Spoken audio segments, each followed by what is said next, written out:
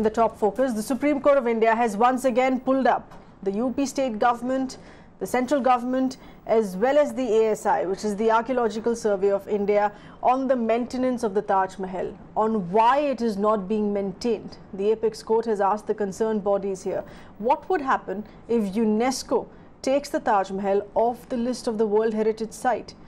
Severe disappointment on the situation, the court has further stated that nobody wants to take responsibility of this world-famous heritage. The Uttar Pradesh government has also been asked to put the vision document online for public consultation.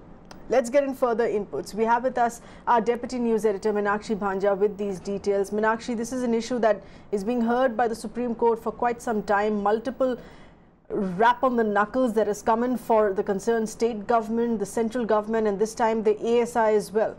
What impact, if at all, is this going to have on ground? Well, Seher, one is hoping that both the UP government and the central government will be acutely embarrassed with this repeated lashing that they're receiving at the hands of the Apex Court. Clearly, enough is not being done. I mean, of course, there are several sound bites and all that one comes across in the political environment where the government is keen to showcase its interest in the preservation and protection of Taj. But remember, Seher, it has been during these same discussions and debates in the Supreme Court that we have even heard the flying algae argument. And this toleration of Taj is there for all to see. It is based on empirical scientific evidence, and that is why the Supreme Court is concerned. And today, you correctly referred to, this observation assumes a lot of importance, where the Supreme Court is saying, and I quote, nobody wants to take any responsibility. Somebody has to be responsible for the Taj Mahal, whether it's the Tourism Ministry, the Pollution Control Board, or the Archaeological Survey of India, some authority, unquote. This was the observation of the top court in sheer exasperation at perhaps the shirking of responsibility that we are seeing play out in the Supreme Court. And clearly, the vision which the government has pitched for, but on-ground implementation is critical, and clearly not enough is being done in that direction. That's right. Yes, Meenakshi, please stay on with us. We're getting in more voices here on this, more views. Let's get in Mr. Sugam Anand, a historian, with us over the phone line. Thanks for being with us, Mr. Anand. In your view, there's this constant slamming for respective authorities, the state government, the central government, the ASI now as well, with each passing the buck on each other. Do you think this is really going to have an impact on ground? They will have to do it because Taj Mahal is the symbol of India. Taj Mahal means it moves the economy of India. Tourists come from outside and they see this heritage building. It is necessary to save the Taj Mahal. It is necessary to develop tourism around it. It is necessary to develop infrastructure around it.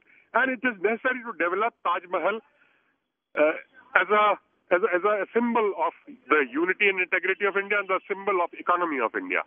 You see all these bodies which are responsible for the upkeep of Taj Mahal, they will have to do it because Taj Mahal does not mean only a beautiful monument, but Taj Mahal is the symbol of India. That is my view. Right. Right. Mr. Anand, do you feel that there is political will lacking in with respect to maintaining the Taj Mahal and acknowledging that it brings us the biggest international footfalls and acknowledging that it's the seventh wonder and the most heavily visited heritage site that the world gets in terms of international visitors and tourists? Do you think there is lack of political will in this? No, you can't afford lack of political. No government can neglect it. Lack of political will is not an option. It is not an option. You will have to do it because Taj Mahal is an internationally recognized monument, and on it is dependent livelihood of so many people who are connected with this tourist trade in Agra and everywhere. Lots of tourists come to India just to see the Taj Mahal. So we'll have to do it. It is a part of the economy of India. The tourist economy of India depends on it. So much foreign currency comes through people who come to see the Taj Mahal. So the option of not absolutely, maintaining and it is a not lack there of with the political government. will is Right, is not an option. You've established that very well. You cannot look away from the damage now that is being done to the Taj on ground with respect to the discoloration, with respect to its main fountains of the Charbagh infested with pests as well. Let's get in a view here. Please stay with us, Mr. Anand. Let's get an archaeologist, Mr. K.K. Mohammed, with us on the phone line. Thanks for being with us, sir. In your view, do you think now the central government, the UP government, the Archaeological Survey of India showing laxity on this will now be pushed to act in multiple slamming that is coming from the Supreme Court? Will that build pressure?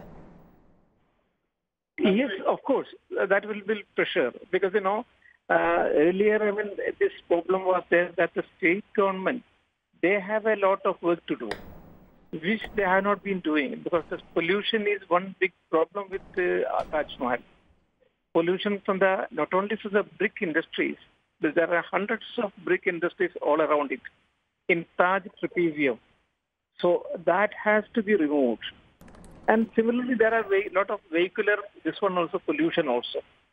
So something very concrete has to be done in the case of all these kinds of polluting industries, without which nothing can be done, nothing can be improved. So they will be coming under the pressure. Mm-hmm. Right, this is part of the Uttar Pradesh's vision document, the government's vision document that has been submitted as well here, in saying that nearby industries that have been polluting the air, causing that toxicity and the blackening of the white marble there should be shut down. But is it that easy? It's easy to put it on text on a vision document, but we've seen how difficult it has been in other areas as well to be dealing with these industries operating. Of course, this will be having problems, but at the same time, there is no other way without this one. So we'll have to do it. If not today, tomorrow we'll have to do it. So for that, they should gear up for it.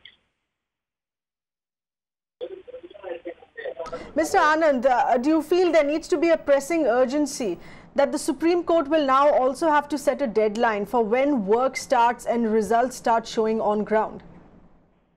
Definitely. The government, all the agencies responsible will have to redouble their effort now. They were doing it, but they were doing it slowly. Now they will have to redouble their effort, work fast, so that the degeneration which the Taj was facing will not be seen now. Mm-hmm. Mr. Anand, this is shocking neglect. It's not just about It's not just about industries polluting the air and causing that blackness. We did a ground check with our correspondent, and what we found on ground was shocking. It was also about just maintaining basic cleanliness. There is animal feces on the monument, on the platform, which is heavily visited by tourists. The lakes at the fountains at the Charbagh are infested with insects. Garbage strewn, plastic bottles strewn all across the gardens there. This is shocking neglect even as far as basic cleanliness is concerned. This is the minimum what you expect from any authority who is overseeing the work of the Taj Mahal. This is the minimum what you expect. You expect cleanliness, you expect a proper system of entering the monument and coming out of the monument. You expect proper lighting, proper security system. You expect that the monkey menace should not be there.